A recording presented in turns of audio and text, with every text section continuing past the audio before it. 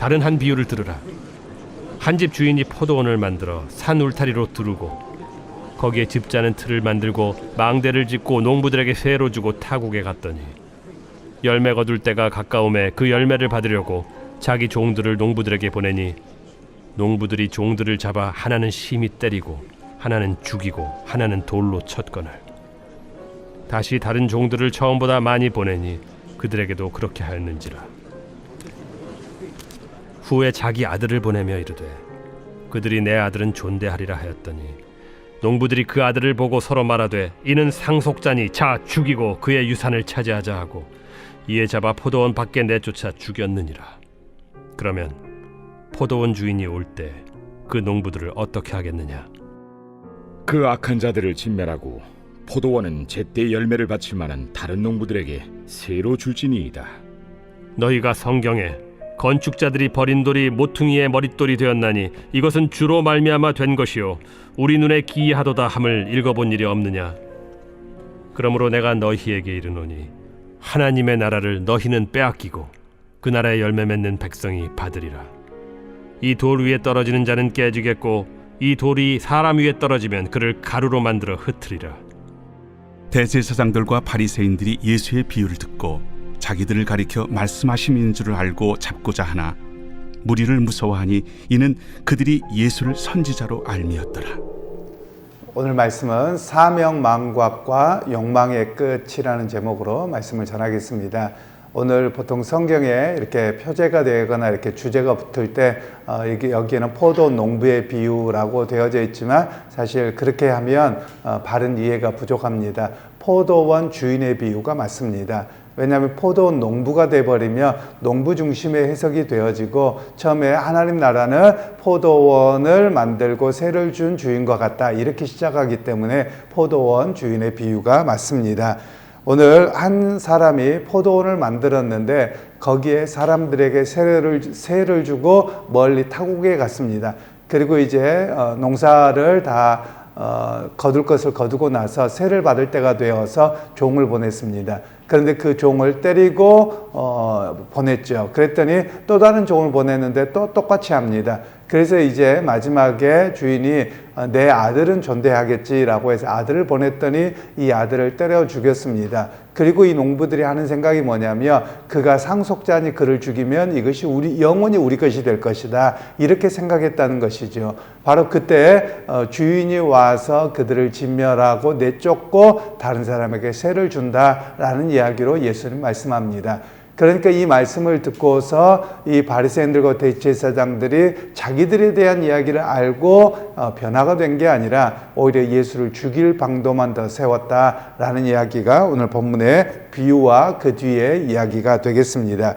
여기서 포도원 농부는 바로 포도원 주인은 하나님이 되시겠고 포도원 농부는 당시의 종교 지도자들이 됩니다. 즉 하나님께서 당신의 포도원 밭, 즉 유대 백성들을 맡겼는데 결국 자기들이 주인 노릇을 하고 오히려 하나님의 뜻을 거부한 그 내용을 이야기를 하고 있습니다.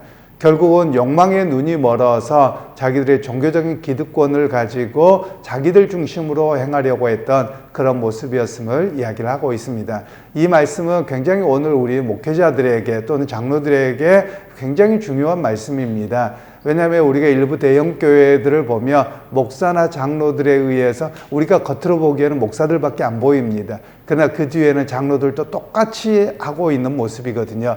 이것에서 교회가 어찌 보면 오늘날의 포도원이라고 말할 수 있고 이곳을 맡기신 분은 아버지거든요. 그러면 오늘 목사가 됐든 장로가 됐든 어떤 교인이 됐든지 간에 이 교회를 우리는 일하는 품꾼에 불과하지 농부에 불과하지 우리가 주인이 아니거든요. 그런데 오늘날 목사들이 세습을 하거나 또는 장로들에 의해서 쉽게 목사를 내보내고 자기들끼리 무엇을 해버린다든가 이런 모습들이 예수님 당시의 종교 지도자들과 다를 바 없든지 아니면 더하지요.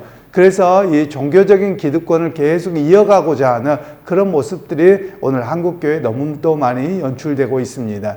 그러니까 목사는 목사대로 자기 아들에게 이것을 물려주고 사위에게 물려주어서 종교적인 어떤 것을 뭐라고 할까요? 헌신한 것으로 그쳐야 되는데 그렇지 않죠. 그래서 그것을 유지하고 그리고 종교적인 기득권과 물질을 계속 이어져 가려고 하는 그런 모습이 있고, 또 장로들도 자기들이 원하는 사람을 세우고 거기에서 어떤 역할들을 하려고 하는 이런 모습들이 한국 교회에 대단히 많이 있습니다. 우리가 일반적으로 그냥 장로가 아니고 그냥 또 그런 교회가 되어버리면 당연히 그렇게 해야 되는 줄 알고 살아가는 모습이죠.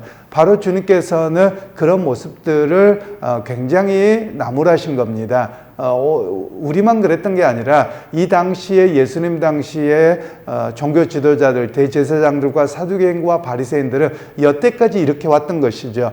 그리고 그것이 당연히 하나님의 뜻인 줄 아는 겁니다. 제가 어제 잠깐 말씀드렸습니다만 이렇게 말씀을 묵상하면서 곰곰이 이런 생각이 들더라고요. 어제 말씀에 큰아들과 작은아들에 대한 그 성경을 이렇게 우리말 성경만 이렇게 번역을 잘 못해서 안 바꾸고 있습니다. 다른 나라 성경들은 다 바르게 되어져 있는데요. 그러나 이 성소공회나 목회자들에게 이걸 바꾸자고 요구할 때 안 바꿉니다. 왜 안 바꾸냐면 성도들에게 성경이 하나님 말씀이라고 했는데 이것이 오히려 성도들에게 혼란을 줄까 봐 안 한다, 이렇게 말을 하고 있거든요. 그런데 여러분, 이것도 굉장히 종교 기득권의 발상입니다. 왜 그러냐면 젊은 세대들은 영어 성경을 볼 줄 압니다. 그러면 제가 대학 청년들을 이렇게 가르칠 때도 걔네들이 질문을 해요. 벌써 그 사람들이 40대 중반이 됐겠죠. 그들이 질문을 하는 겁니다. 그러면 우리 성경만 틀려 뭐 어떻게 이야기하겠습니까? 이것도 종교 기득권입니다. 왜냐하면 분명히 하나님의 말씀에 일점 위력도 틀림이 없다고 하면 한국 성경은 번역 성경입니다. 그러면 원문이 그러하면 우리가 비록 오랫동안 이렇게 알고 있었더라도 우리가 틀렸으면 고쳐야 되는 것이거든요. 이런 모든 모습들이 종교 기득권에 의해서 그냥 그렇게 성도들을 잘못 가르치고 있는 모습이라고 할 수 있겠습니다. 오늘 여러분, 그런 면에서 오늘 그 교회만이 아니라 우리의 인생도 마찬가지입니다.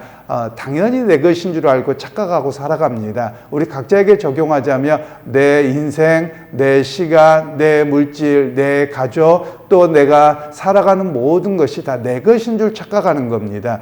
그런데 여러분, 어느 날 갑자기 우리의 인생을 불러가십니다. 내 것이 하나도 없어요. 잠깐 내게 맡기신 것에 불과합니다. 그래서 우리가 해야 될 일이 뭐냐면 청지기적 사명을 가져야 된다라는 겁니다. 즉 내게 잠깐 맡기신 것이어서 그것을 최선을 다해서 하나님께 영광을 올려드리고 그것을 또 누리기도 하죠. 그 속에서 살아가야 됨을 오늘 우리에게 말씀하고 계시는 내용들입니다. 그래서 여러분, 오늘 우리가 하나님의 사명이 무엇이냐를 매번 기억해야만 합니다.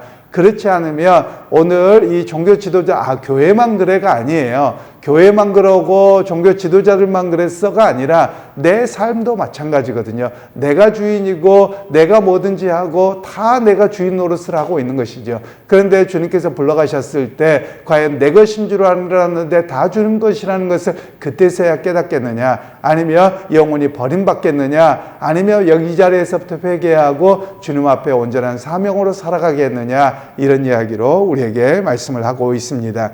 그러면서 이제 42절 말씀에는 예수님께서 너희가 성경에 건축자들의 버린 돌이 모퉁이의 머릿돌이 되었나니 이것은 주로 말미암아 된 것이요 우리 눈에 기이하다 함을 읽어본 일이 없느냐.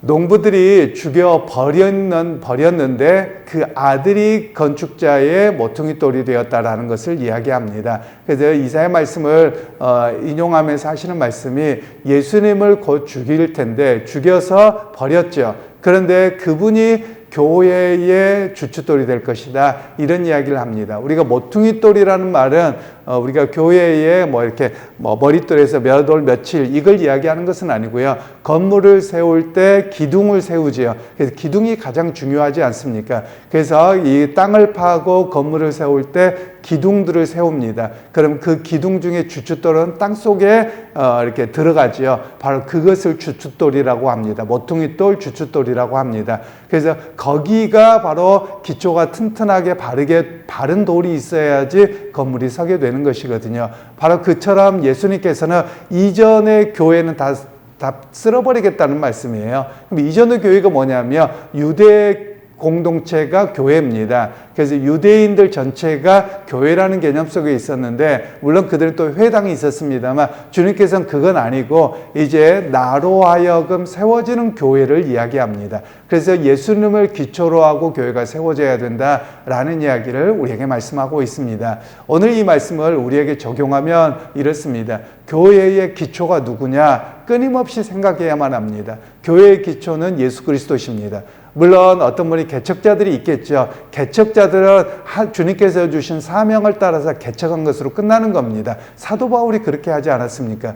그런데 오늘 개척한 목사가 됐던 개척한 사람들이 주인 노릇을 하고 모퉁이돌 노릇을 하며 여러분 이건 대단히 잘못된 이야기입니다. 오늘날 그런 경우가 의외로 많이 있습니다. 교회에 주인 노릇을 하는 분들이 많거든요. 오히려 여러분 이렇게 생각하셔야 됩니다. 개척자들은 입 다무는 겁니다. 그리고 헌금 많이 하는 사람은 입 다무는 겁니다. 왜 그러냐면 이 사람들이 소리를 내기 시작하면 딴 사람들이 전부 다 이 사람들에게 방향을 맞추게 됩니다. 이 사람 앞에 줄 서게 돼요. 주인 노릇이 돼버리거든요. 그래서 오히려 이 사람들은 주님 앞에 인정을 받으려면 헌신해놓고 오늘 모퉁이돌이 주님께서 땅속에 제가 모퉁이돌이 땅속에 이렇게 묻어진다고 말씀하는 것처럼 땅속에 내려가는 겁니다. 조용한 겁니다. 그리고 무엇이든지 헌신하고 더 살아가는 겁니다. 바로 그것이 사명이라는 것을 오늘 우리에게 말씀하고 있는 내용입니다.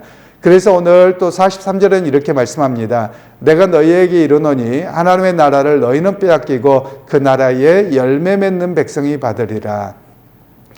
하나님께서 즉 주도권을 가지고 있고 자기가 주인 노릇을 하는 사람들에게는 하나님의 나라를 빼앗는다고 말씀하세요. 그리고 이들은 열매 맺지 않는다는 것이죠. 오히려 거기에서 열매만 따먹으려고 하는 사람들이죠. 그런데 오늘 주님께서는 오히려 농부들, 다른 사람들에게, 다른 농부들에게 세를 주었는데 그들이 열매를 가지고 옵니다. 바로 그들에게 하나님의 나라가 상속될 것이다. 이렇게 말씀하고 계시는 겁니다. 그래서 우리가 끊임없이 되돌아보아야 됩니다. 왜 그러냐면 우리가 살아가다 보면 교회가 됐든 어디가 됐든 조직이 생깁니다. 건물이 생깁니다. 그러면 거기에서 이렇게 자연스럽게 리더 그룹이 생기고 리더 그룹이 생기다 보면 자칫하면 기득권이 되기 쉽습니다. 그래서 주님은 없고 자기만 남기가 쉽거든요. 그래서 매번 해야 될 일들이 나는 아니고요. 주님이 나타나셔야 됩니다. 매번 이렇게 자기를 낮추는 훈련이 필요합니다. 물론 첫 번째는 목사인 저부터 그럴 겁니다. 왜냐하면 나의 교회가 아니라 주님의 교회이기 때문에 그렇습니다. 여러분 우리가 신앙생활하면서 또 대화를 하면서 한 가지 바꿨으면 하는 바람입니다. 우리가 일반적으로 교회를 이야기하면 이렇게 이야기를 합니다. 신목사님네 교회 이렇게 표현합니다. 대단히 잘못된 겁니다. 우리가 보통 목사님들의 그 교회를 개척하든 어디 하든 이렇게 표현을 씁니다. 여러분 그거는 교회에 대한 누구누구의 그러면 소유권이 되거든요. 여러분 저는 이 교회에서 심우하는 것뿐입니다. 그러니까 만일 어떤 분들이 저한테 그런 이야기를 해요. 뭐 이렇게 가깝게 하는 분, 신목사님 내 교회로 모일게. 아니요, 제 교회 아니에요. 제가 맨날 이러거든요. 신목사가 심우하는 교회지 저의 교회가 아니에요. 왜 우리가 용어들을 이렇게 씁니까? 그러니까 문제가 생기죠. 제가 굉장히 뭐라고 합니다. 그러면 다른 분들이 아니 남들 다 그렇게 쓰고 여태게 쓰는 건데 뭐가 문제야? 아니 그게 문제라니까요. 제가 이렇게 하고 꼭 시비를 겁니다. 왜 그러냐면 우리도 모르게 신목사의 교회라고 이야기를 하면 내가 주도권이 있는 것처럼 나도 착각하고 다른 사람들도 착각하게 되거든요. 여러분 이건 바람직하지 않습니다. 교회의 머리는 주님이십니다. 그리고 거기에서 목사가 됐든 장로가 됐든 다 심우하고 봉사하는 직입니다. 여러분 그것을 우리가 분명하게 기억할 필요가 있겠습니다. 그래서 오늘 주님께서는 끊임없이 무엇을 해야 되느냐? 나를 되돌아보고 내 언어를 되돌아보고 나의 기득권적 사고와 종교적으로 그냥 익숙해져 있는 것으로부터 벗어나라는 겁니다. 그리고 철저하게 주님 중심으로 그리스도 중심으로 바뀌어가는 것이 바른 신앙이라고 이야기를 하고 있는 겁니다. 우리가 오랫동안 잘못된 습관에 들면 그게 욕망이 됩니다. 제가 목사들을 은근하게 만나보면 목사들은 종교적 기득권 속에 빠져 있습니다. 너나 나나 할 것 없이 그래요. 마치 무엇과 똑같냐면 내가 성직이 되었으니까 나는 당연하게 받아야 되고 이런 의식들이 은연중에 많이 있거든요. 예수님 당시와 별반 다를 바가 없어요. 굉장히 바리새적이 되어버려 있는 이런 모습이라는 겁니다. 그래서 우리가 끊임없이 해야 될 일이 뭐냐면 그리스도를 닮아가기 위해서 나를 내려놓는 겁니다. 내가 섬김의 자리로 나가는 훈련이 매번 되어야 함을 우리에게 말씀하고 계시는 겁니다. 여러분 기억하십시오. 여러분의 인생의 주도권도 여러분 것이 아닙니다. 주님 것입니다. 주님께서 내게 인생을, 내 삶의 길을 맡겨놓으신 겁니다. 그러면 그 맡겨놓은 곳 속에서 교회도 마찬가지고 내 인생도 마찬가지고 성실하게 주님 앞에 살아드리고 또 믿음으로 살아드리고 헌신하고 살아드리는 모습이 우리의 모습이어야 함을 이야기합니다. 그러게 여러분 오늘 하루의 삶 속에서도 끊임없이 주님 앞에 자기 자신의 주도권을 내려놓고 주님만이 내 인생의 주인이시고 교회의 주인이십니다. 이 고백으로 성실하게 살아드리는 우리 모두가 되기를 주님의 이름으로 축원합니다. 하나님 오늘 또 주께서 우리에게 말씀하시기를 포도원 농부가 포도원 주인이 얼마나 오랫동안 기다리고 계시는가, 또 그리고 포도원 농부들은 자칫 착각해서 자기가 주인인 것처럼 그렇게 여기고 살아감을 주님께서 말씀하셨습니다. 오늘 우리가 그러할까 두렵습니다. 날마다 깨어있게 하시고 나를 낮추게 하시고 내게 주어진 인생, 시간, 물질을 주님 성실하게 살아드리다가 주님 앞에 설 수 있도록 참 좋은 농부가 될 수 있도록 우리에게 은혜를 더하여 주옵소서. 예수님의 이름으로 기도하옵나이다. 아멘.